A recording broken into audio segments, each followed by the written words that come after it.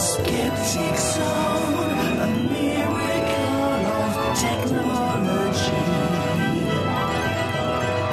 A universe of reason, the Skeptic Zone.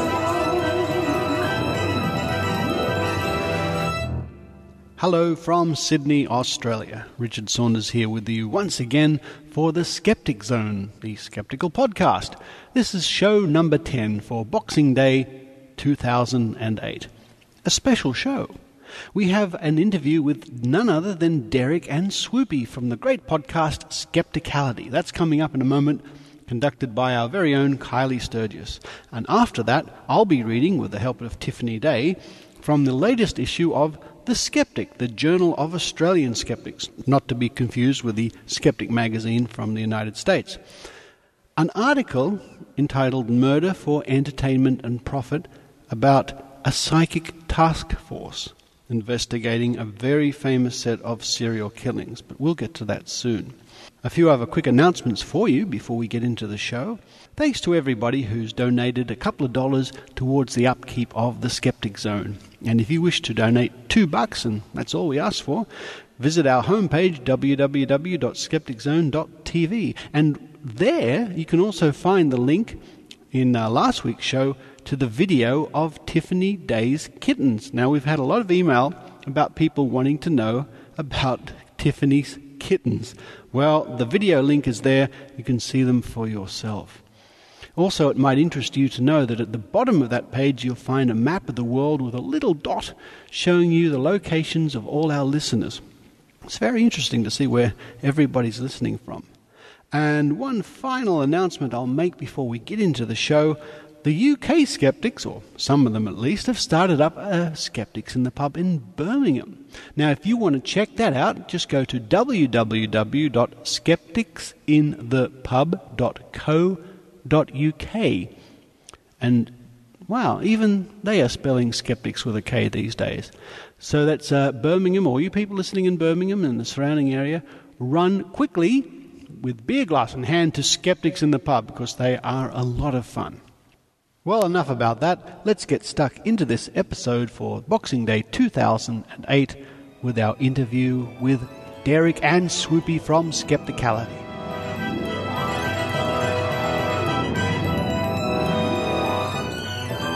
For this episode, I've had the honour of talking to both Derek Colanduno and Swoopy, the hosts of Skepticality, the official podcast of Skeptic magazine. From scientists and skeptics such as Michael Shermer, Neil deGrasse Tyson and Richard Dawkins, to pop culture figures such as musician George Harab, novelist Scott Sigler, and the creators and executive producers of the TV show Numbers, Skepticality has done it all. Steve Jobs of Apple Computers recognised Skepticality as one of the top 9 podcasts during his keynote address in 2005, and yet that very same day, co-host Derek suffered a stroke. During the hiatus of about 6 months in 2006, whilst he recovered, Skepticality continued on, and in 2007, for the Parsec Awards, Skepticality was recognised as the Best Speculative Fiction Podcast and the Best Science Podcast, and even won Podcast of the Week by the UK Times in 2008. I took this opportunity to learn more about the history of Skepticality and also their ongoing work as track directors at DragonCon, the 30,000 plus member convention where they host the Skeptic and Podcasting tracks. The biggest thing I think that most people say, and it's the best advice I ever got, is to make sure that when you decide you're going to have a program about something, that you really love it. Yeah. And that you're really passionate about it, because your listeners will know if you're just talking about something to talk about something versus talking about something that you really love. Yeah. And that makes a difference. So make sure you love it and make sure you do your research. Yeah, that's one of the things I've always noticed about your interviews. You are so incredibly well researched. I sort of sit back and go, damn, I don't know half the things about a handful of the interviewees that you have, and yet you guys seem to be full bottle on absolutely everybody and so passionate about what they do. I can't sit down and talk to somebody unless I am as well prepared as I possibly can be. It's like giving a speech or whatever. As long as you are as prepared as you possibly can be, then it really helps allay a lot of my nervousness when I'm talking to somebody, because I get nervous talking to anybody. Yeah. And especially if I get the chance to talk to somebody that we really, really love and really, really respect, which I think is just about everybody we talk to. Did you ever think it was going to end up this way? I mean, back when you started. How we started was way back at the beginning of the internet. Actually, right before the web hit even, Swoopy. Well, It's true. we didn't spend as much time online back then because people weren't online as much. That's the only way we met. Yeah, I know. But I'm saying, like, it wasn't our pastime. When we hung out, we did other stuff. Well, okay, no. When we met on IRC, if anyone remembers what that thing is. Everybody remembers IRC. Not everybody. So anyway, that's how we met. Because I was in college, and I think you were at the time, too? No, I was working at the time, but it was mutual nerd meets nerd. Yeah. It was, I have a tech problem, and a friend of a friend said, I know somebody who can help you with your problem, and I ended up talking to him on the phone, and we've been friends ever since, and it's been since 1993 or 4? 4. Something like that. Yeah. And then at the time, she lived in Seattle, right? Yep, and Derek lived in the bright lights and big city of Las Vegas, and I decided I would go. Who doesn't want to live in Las Vegas? I mean, and that was even before, watching CSI and all of that stuff. But so, that's kind of what we were doing for a while. But as far as getting the podcast started, it was just simply a matter of Derek saying, there's this really cool thing that some people are doing, and this was back at the end of 2004, and he had heard some tech podcasts that he really respected, and we thought, it's something interesting to do that not a lot of people were doing. It sounded interesting to me, but I couldn't imagine that it would be anything remotely entertaining to anybody else to listen to us talk about stuff. Well, it's fun because, like you said about when I was a DJ, when Swoopy came down to Vegas, I was doing night shifts at the local alt-rock station. At night, it was kind of fun. Now and then we'd get to, play whatever we wanted to at night. So that was kind of fun. The boss people, they don't stay up all night. They go to bed because they have to do, normal hours. So the DJs got to do whatever they wanted. And all my friends were actually on the radio too. So, it was like a radio culture at the time that I was involved with because everybody else was involved with it too. So once podcasting came around, I showed it to Swoopy and they're like, remember when we used to play stuff we wanted to play on the radio, and there's things we really liked. I mean, we really liked Skeptic Magazine and things like that. So it's actually Swoopy that came up with the name. I did. It's a fabulous name. I don't remember what it was you wanted to call it before. And I just remember saying, no, not that. Yeah. How about this? And I have no idea where that came from. We tried to figure out a name, and then I came home from a business trip, and it was on the whiteboard. And I said, what's this? She goes, it's the name of a show. I said, that's good. And we just... Well, thankfully, we did a Google search at that time, except for people misspelling the word skeptically a couple of different times. It wasn't anywhere. So there was two results, and they were both just misspellings. It was just a word, so we were lucky there. But and now it's it's funny to see everything now because for the most part, that's kind of our fault. So it's kind of fun to see. It's almost everything with that Skepticality name, even if it's not our show, but that word is ours. Well, it's a fabulous brand name, yeah. It's weird. No. So it looks like that everything seemed to have really happened around about 2005. You got into podcasting around about 2004. 2005, people were saying, okay, let's start getting more into Dragon Con. You've got the keynote address by Steve Jobs putting you into the top 10 podcasts on iTunes. At the time. Yep. Yeah. And then on that same day, Derek suffers an aneurysm and suddenly everything's into question.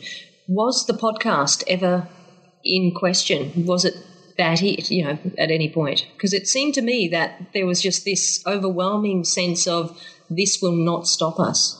I think that's true. I didn't know what to make of it, actually. I mean, the day that Derek had his stroke, and we were in the hospital waiting and trying to figure out what was going on and talking to loved ones and friends and things like that. And then we came home after being there what seemed like an endless amount of time, and I just thought, well, gosh, I need to tell people that this happened. And for some reason I sat down at the microphone and I just said, this is what has happened. I don't know what's going to happen, but this has happened. And so just to let you know. I don't think there's a single person out there who has heard the episode called The Message, and I still can't re-listen to it. It was just that overwhelming.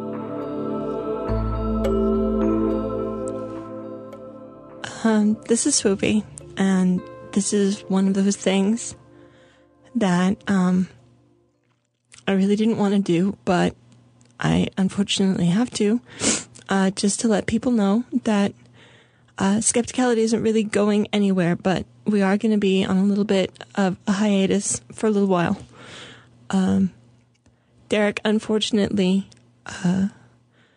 he is in the hospital at this time. He complained of a headache during dinner and then got physically sick and very quickly deteriorated. But thankfully, by that time, he was nearly to the hospital, where he was diagnosed with a VMA, which loosely translated, although not correct, is somewhat like a brain aneurysm, where he was bleeding into his brain.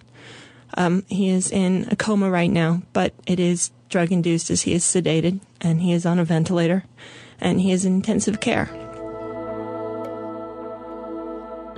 And yet, people helped pick up the slack as well, I noticed. I mean, it was, in fact, the interview with Fraser Cain and Richard Saunders that introduced me to Richard Saunders, funnily enough.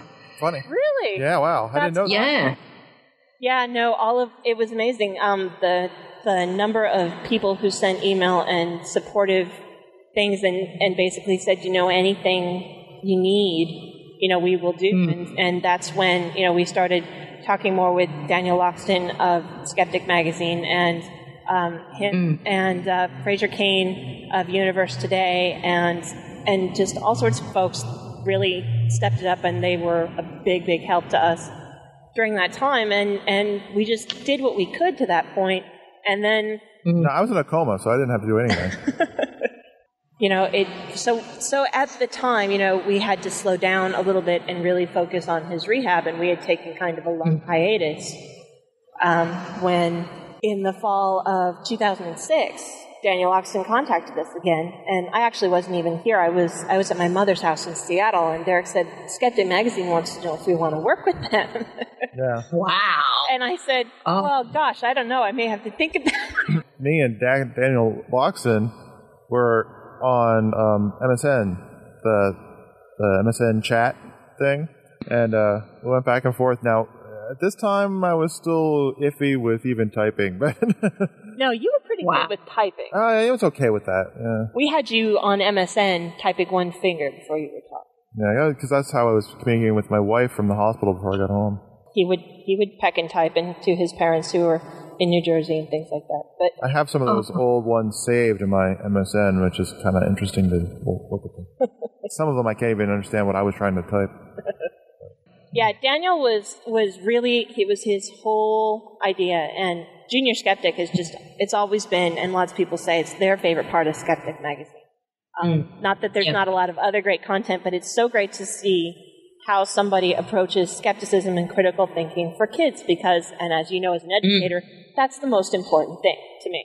Yeah, well, at DragonCon I had no less than at least 20 or 30 people asked where Daniel was. They all thought he would be there. Well, he'll be there in 2009. Yeah, he already has his hotel room and everything. He's going next year. We give him all the credit toward hooking us up with Skeptic, and all the folks there, Pat Lindsay and of course Dr. Michael Shermer, have all been really great and supportive, and it's gotten our name out to a lot of people who might not have even hadn't thought about listening to podcasts, for one thing, because their demographic is generally an older demographic, and what we hope to do is to bring, the younger folks that are listening to podcasts, or were at the time. I mean, I think everybody is listening to podcasts now, and that's really come a long way in the last, 2 to 3 years. But to get that younger demographic into reading Skeptic, and to maybe, show the older demographic that there's a lot of information out there in places that they might not have been looking for it. And of course, there's lots of other great Skeptic podcasts out there. Skeptic's Guide to the Universe, and there's DJ and Thomas over at Point of Inquiry. And so the fact that Skepticality is involved in Dragon Con at all is just completely and utterly groundbreaking. The idea that someone could move it out from a skeptic conference and say, right, that's it, let's get it out to the people. How did this occur? Oh, geez. Long story. Well, no, it's not. It's not that complicated. Derek had been attending Dragon Con before I moved to Atlanta because it's an Atlanta-based conference, and it's a huge sci-fi con, but to another extent, it's a culture con because Dragon Con's been around for 25 years? 24 come this year. It was 23 last. Is that what it is? And it's they have a whole section for science, and they have a whole section for robotics, and panels of people for all sorts of great things. There's a whole space track, and they have art, there's telescopes, everything. I mean, there's everything there. I mean, if you're a Dungeons and Dragons loving geek, or if you're a Star Trek person, or there's plenty of that, but there's also stuff, people go there just for the science and all of those other great things apart from that. And then you can go have your fun and hang out with Doctor Who people, but then you can go to some really awesome science. And so podcasting as a technology was becoming popular, and I guess it must have been 2005. Yeah. The sci-fi fantasy author Tracy Hickman is a good friend of Dragon Con, and he recommended us to start doing a podcasting programming track at Dragon Con, and we said we'd do it. And that was great. And the podcasting track is in its third year. Yeah. This past Dragon Con, and that's been going well. But because we had so many great podcasters and friends who were skeptics, and our love is skepticism and science, we thought it would be a really good fit for Dragon Con. And Derek just started pushing. And then after we had the podcasting track in 2006 and 2007. I asked Shermer to come and Ben Radford to come and Full Plate to come. Well, Phil Plate had already been attending Dragon Con and loving it, and so it made sense. Why not push for it? And since we had done well with the podcasting track, so then in 2007 we had like 4 or 5 of the big name skeptics. Now the first panel of the entire day they had Shermer and Radford and Jeff Wagg and Phil Plate, and like that one room, little tiny room, was so packed that like it was nuts. And then the next year, Pat, the guy who runs the entire convention, he asked me, "Do you think we need like a whole skeptic track?" I said, "Well, yeah, I said, yeah, definitely." I said, "I'm sure we can fill it." And next thing we know, he said, "Yeah, okay." And then he put me in charge of that one and left Swoopy in charge of the podcasting. And he said, "That's not a big problem. We'll just make sure that space, science, podcasting, and skeptics are right near each other. And we just do it that way." So that's why this year we had skeptics, and I've already been told that next year we have a bigger room because our room was not big enough. DragonCon terms, our room for the skeptic stuff was pretty big. Wow. Yeah, we did really well. Derek did an amazing job, and I can't believe that there were crazy people that came from as far away as Australia to go to. Oh, we're just nutters. It's an Australian thing. I mean, you could go to Antarctica, to the Arctic, and there'll be some Australian wandering around there taking photos. We're just nutters there. The thing is, even before you guys came, it always seemed like every third or fourth person I met at DragonCon was from Australia, so it's kind of weird that way. Our good friend Philip, he lives in Australia, and he always sends us all sorts of evil candies, and he's been to DragonCon a couple of times, and this time he couldn't come.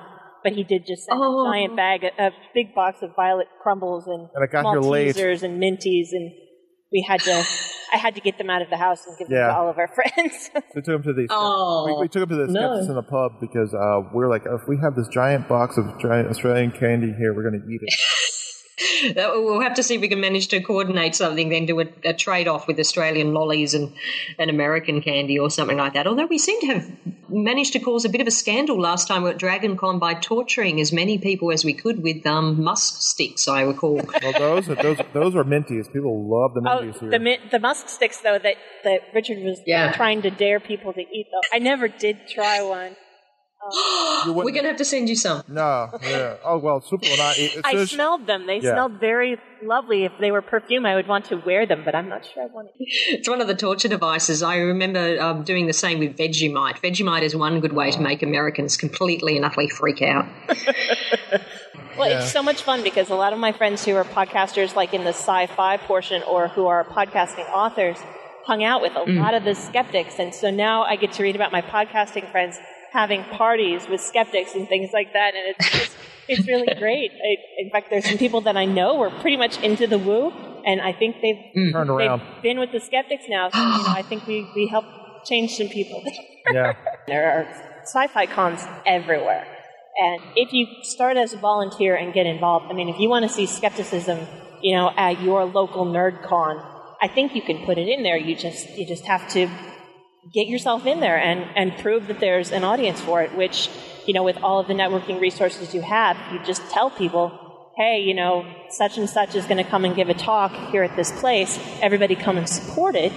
They will, and it will prove it, because we had no idea how many people were going to come to DragonCon to see the skeptics, and it's astounding. Oh, we were shocked. I mean, people from all walks of life, and it was great when James Randi, he had an interview on one of the Magic podcasts. Yeah. And he had just gotten back from DragonCon, and he was talking about the diversity of people that he saw was really fun. He loved it, that there were folks in wheelchairs, and there were people of all shapes and sizes, and people with disabilities. People had their babies there. And nobody, all of these misfit people, they all belong there. And that's just the greatest thing. There's no judgment. It's just a great place for everybody to come and get together on these topics that they all agree on. And it's very tactile there. It's very tangible. You're able to talk to people on a level that you can't at a lot of different events. And so, if somebody wants to hang out with James Randi and watch him do, close-up magic, I mean, it's doable, yeah. It was so awesome. Well, and I think that goes back again to activism, too, where it helps to put the human face on something a lot of people brand as being quite cynical. And, it goes to show, we're not all that different. There's commonality. We're all searching for truths and evidence. And so, putting a more human face on something that, people tend to decry is always a great thing. Yeah. Yeah. Improve our reputation among the public, for sure. Yeah. This year we had the Jeff Metcalfe Memorial panel. We did. Yeah. We've had opportunities to have people from overseas come and talk, which the Skeptic Zone was extremely grateful for. We had the opportunity to relaunch our show. What will 2009 hold for us? Will you have more opportunities for kid-friendly shows? I know that there was a certain amount of muttering in the audience about let's get more kids in, let's have more family opportunities. Exactly. That last comment you said is definitely true, because I had a lot of parents come up to me. They said, can you have at least one or two things next year for kids, or talk about, educating kids? And I want to make sure we have that next year. And also, I want to continue the Jeff Metcalfe thing, because it's very important. And, it's so sad they didn't make it, because he was really excited to come. Phil Plait is now the head guy at the JRF, and he's always having great ideas about new things to do, and education is a big part of his agenda. So between him and Daniel Loxton, I'm sure that there will be some more opportunities for junior skeptics and younger people to get involved and do things like that. Yeah. So that would be great too. I don't know. Our first meeting for DragonCon is just after the first of the year. With the first week of DragonCon? Yeah. Yeah. And so... that's when it starts rolling. And the thing is, too, basically, whatever anybody wants to have, I mean, it can be kind of a group say. I mean, you can go and find out more about things at, is it skeptrack.org? Yeah. Online, and we have forums and stuff there, and people can suggest things that they like to see, and if there's an overwhelming desire for one thing or another, or one kind of speaker or another, or if somebody really wants to do something that we haven't done before, I think we're up for anything. Yeah. So people should log on and suggest stuff for 2009, because it's not too soon. No, it's not. No. Skeptics and authors and folks who want to sign up for the guest application, you can go to dragoncon.org, and the guest application is already available to fill out for next year. I know at least of two other conventions now who are doing it this coming year.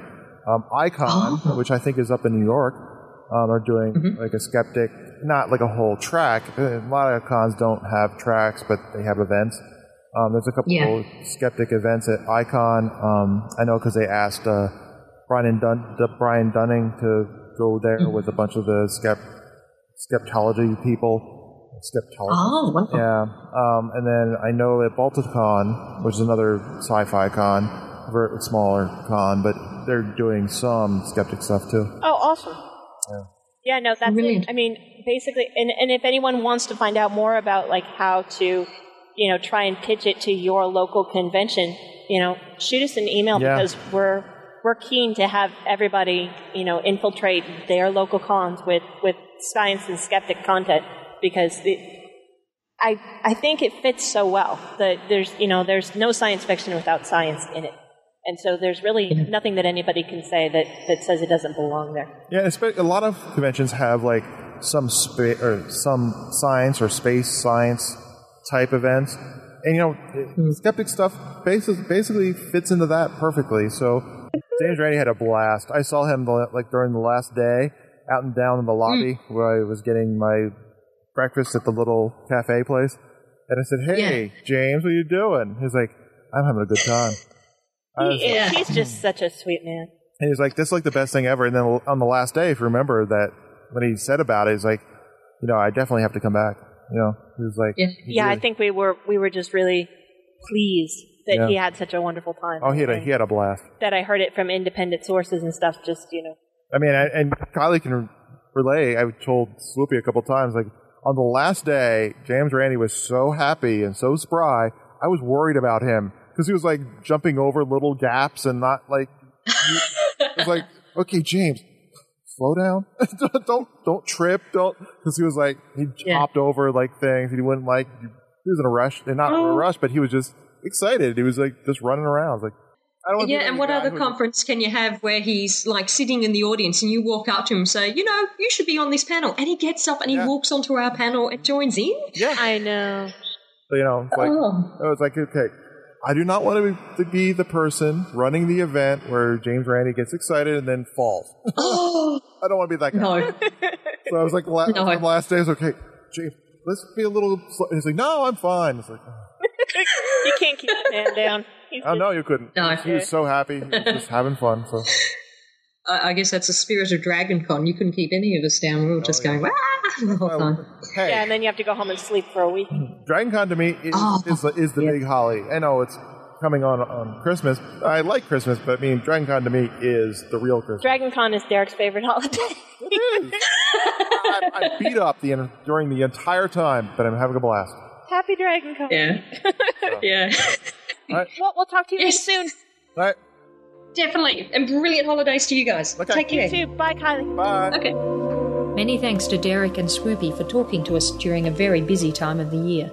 You can find out more about Skepticality by heading to their website at www.skepticality.com.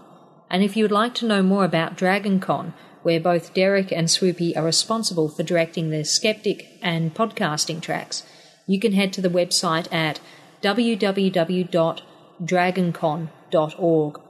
Skeptic Zone will once again be appearing as they did in 2008, and we look forward to seeing you all there.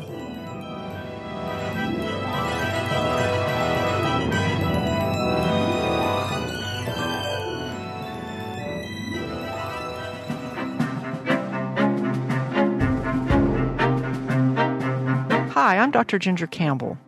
I started the Brain Science podcast in December 2006 with the tagline, "The show for everyone who has a brain," because you don't need a PhD to enjoy my podcast.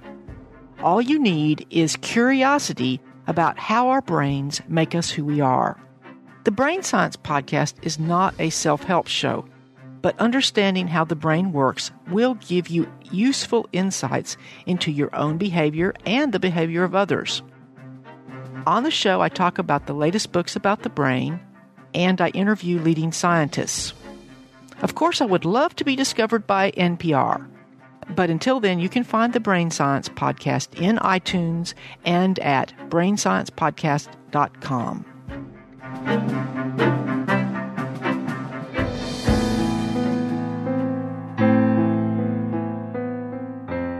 And now we come to our reading from the latest issue of the Skeptic magazine. That's volume 28, number 4. Page 8. Murder for Entertainment and Profit. and this is a story written by Bret Christian, who is a long-time skeptic and the publisher and editor of the Post group of suburban newspapers in Perth, Western Australia. Exposing psychics' scandalous disregard for the feelings of victims.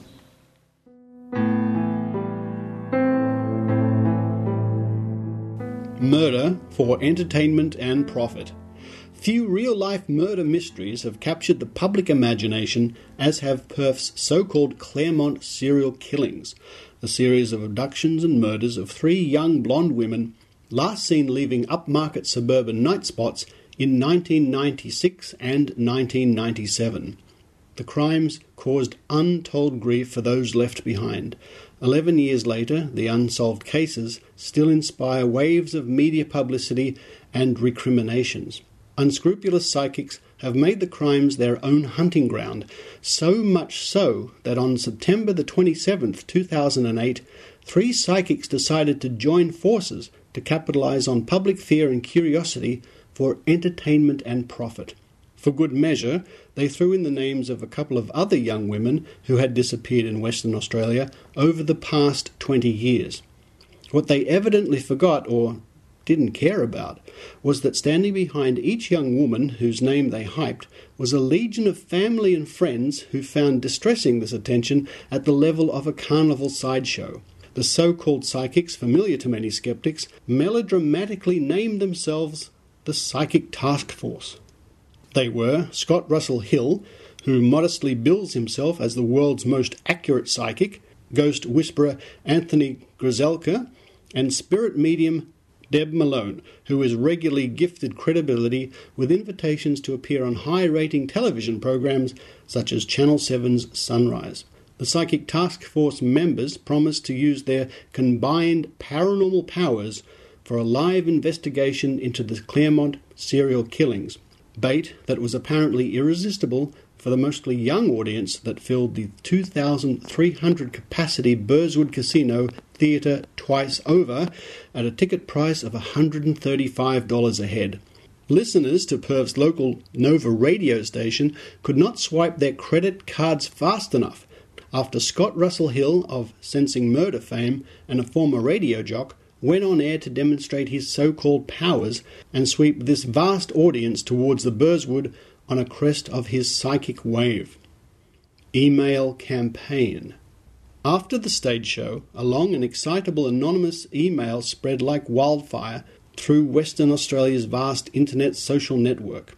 It warned young women to be on the lookout for a man whose identikit allegedly unfolded on stage from the visions of the Psychic Task Force, his image projected onto a big screen while the task force sat beneath the picture churning out grave facts that police running Australia's most extensive murder investigation had failed to uncover. The success with which this hokey act preyed on the fears and gullibility of its audience jumps off the computer screen. They depressingly show that skeptics still have a lot of work to do among the under 30s, the target Nova FM audience. I've just seen the most amazing show. I've just seen the face of the Claremont serial killer. If he crosses my path, I'd know him in a heartbeat. The show was by 3 psychics who've done an amazing investigation into the Claremont killings, and the information was just too incredible not to pass on. Oh, and by the way, he's planning on striking again very soon, so make sure you let as many females know this information as soon as you can. So the killer is about 35 years old now, possibly as old as 40. He's been killing for quite some time. The Claremont girls were not his only victims. And in fact, if you remember Julie Cutler and Hayley Dodd, then you already know that he's been operating well before Claremont. The psychics know where Sarah is located, but it's going to be difficult to get her remains as they're underneath limestone in Henderson. This area was redeveloped very soon after he hid her body there. In fact, he knew that would happen as he worked in the area. So, things of interest, this man is not a taxi driver. He actually drove a blue Ford Falcon. I can't remember the exact model, I'm hopeless with car shit. And he definitely knew Sarah. That's why she got into his car. He was a casual friend of one of Sarah's friends, and that's why she trusted him despite not knowing him very well. Psychics also have the name of this friend, and they can use this to verify the information to the police. He's very clever, he's cold and calculating. Everything was well planned, and he went out knowing exactly what he was going to do and how he would make it happen. He had a plan. Well, she was actually taken from the car park behind Club Bayview, as was the case with Jane and Kiara.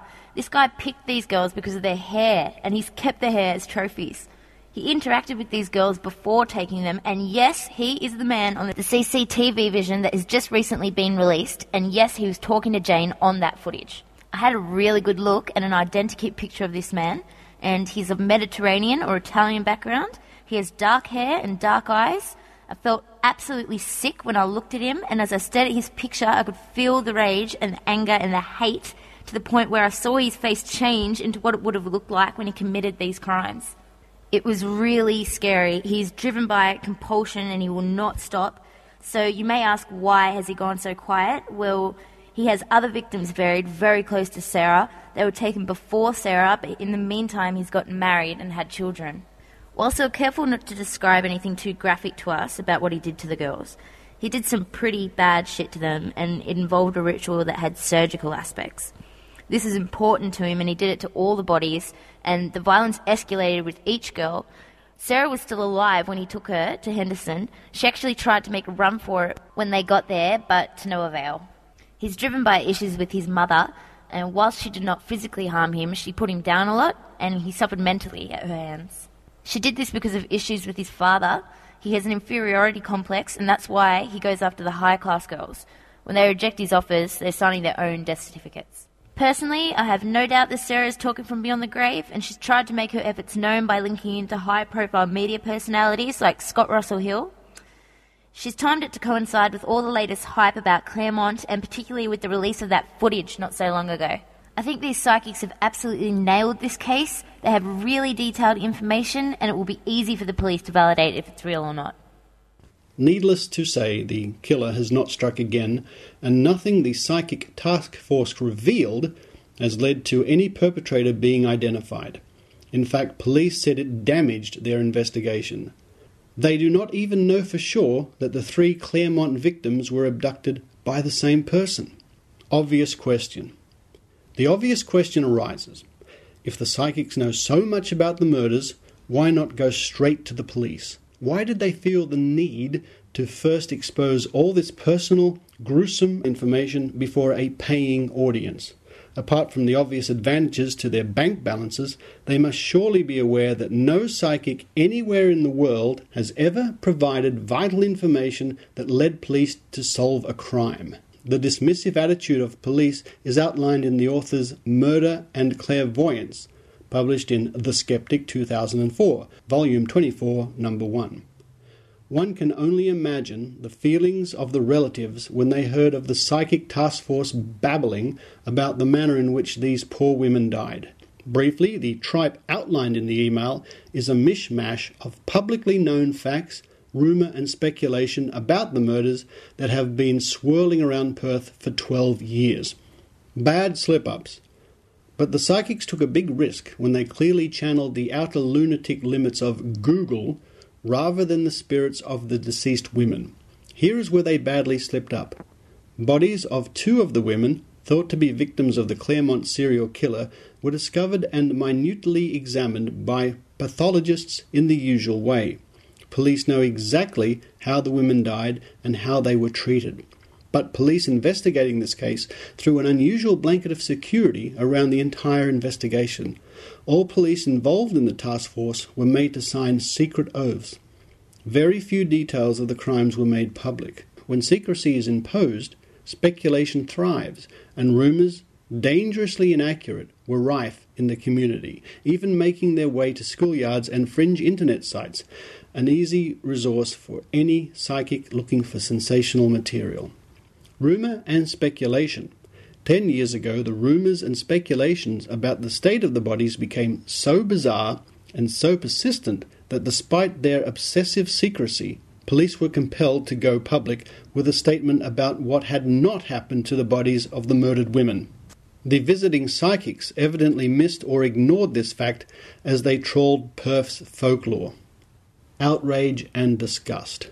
Don Spears, the father of teenager Sarah Spears, 18, abducted from Claremont, reacted with outrage and disgust to the show and the email. His daughter's body has not been found. His harrowing, tearful experiences were outlined in the article murder and clairvoyance. He said for years he listened to psychics because, clinging to every thread of hope, he worried that a person with real information might be coming forward posing as a psychic. He has since revealed he suffered depression as a result of his many fruitless searches some 7 hours' drive away while acting on psychics' certainties. Psychics just want to make money from other people's grief and misfortune, Mr. Spears was quoted as saying. The Burswood event was about profit-making, not solving the case, he said. It upsets me that they are still trying to gain from the death of my daughter and the other girls after all these years. Another tragic case. One of the extra names the team gratuitously threw into their 3.5-hour stage show, supposedly a victim of the Claremont killer, was that of Hayley Dodd, a 17-year-old who was far from home when she disappeared from the farming community of Badgingarra, north of Perth in 1999. She, too, has a mother, father, family and friends. When Margaret Dodd heard that the name of her daughter, who is presumed to have been murdered, had been raised during the psychic show, she was more than curious. She grimly noted that the psychics had got wrong the order of the disappearances of the young women. She recalled that she had previously emailed Scott Russell Hill for help after seeing him on his laughably transparent television show, Sensing Murder. He never replied. That's why I was so angry they could use Hayley in a money-making show, Mrs. Dodd said. Here he was, up on stage, making money out of other people's sufferings. It's hurtful. Now there's this long email about the show circulating with Hayley's name in it. That's how we found out that they had been using her name to make a buck. I cried all over again. Margaret Dodd is no stranger to the extra pain that so-called psychics inflict on the families of murder victims. From the time Hayley disappeared, Mrs. Dodd was plagued with psychics who claimed to be in contact with her daughter. One stumbled badly, starting her cold reading with 2 spectacular misses. The psychic said Hayley's spirit had sat in her kitchen and eaten breakfast, Mrs. Dodd said. She said Hayley loved Vegemite toast and really wanted to get her driver's license. But we're from England. She hated Vegemite and already had her license. The psychic was just guessing. Despite living daily with the tragedy of the loss of Hayley, Mrs. Dodd has retained her sense of humour. It's amazing how many people are psychic in this world, she said, her voice heavy with irony. She now has 2 phone numbers, one listed and one not. When the listed number rings, she steels herself to tackle another psychic. When one has nothing, one tends to grasp at straws, no matter how obscure they may be, she said. Psychics had sent her on tearful searches of bush near Moore River and other far-flung locations, half a day's drive away, all to no avail. Another psychic, who charged $30 a reading, said that Margaret was an aristocratic French woman who had been beheaded in a previous life. She then fed Mrs. Dodd distorted versions of information that had been published in the press about her daughter's case. I wanted to believe, Mrs. Dodd said. The psychic swore she never watched TV or read newspapers. As I left the house, the television was blaring in one corner and there were a stack of newspapers on the table. She asked me if there was anything I would like to ask the spirits, so I said, "Yes, where is our TV remote? We've lost it." All the spirits could offer that it would turn up one day. Let's have a bit of dignity here. People are hurting. Despite her cynicism and many disappointments, Margaret Dodd's next move shows the power the cold reader holds over desperate relatives who have lost a loved one. After she complained to the 3 psychics about their exploitative Perth show, Deb Malone contacted her in November. The spirit medium could not let go. She threw poor Mrs. Dodd another straw to clutch. She was very apologetic about my feelings. She asked me to send a piece of Hayley's clothing, Margaret Dodd said. So I said to her, if you can find her, find her. Don't mess me around. I've done it. I've sent the clothes. I'll see what comes out of it, she said. Now I want these seers to prove their credibility. If it's a trick like Houdini, then state it is only for entertainment. Let them stick to the winning lotto numbers. Her turmoil matches the addled actions of the otherwise sane people who run FM station Nova and their on-air presenters bubble-headed and unquestioning promotions of the psychic show. While the murder victims' relatives are left alone with their tears, those who exploit them can laugh all the way to the bank.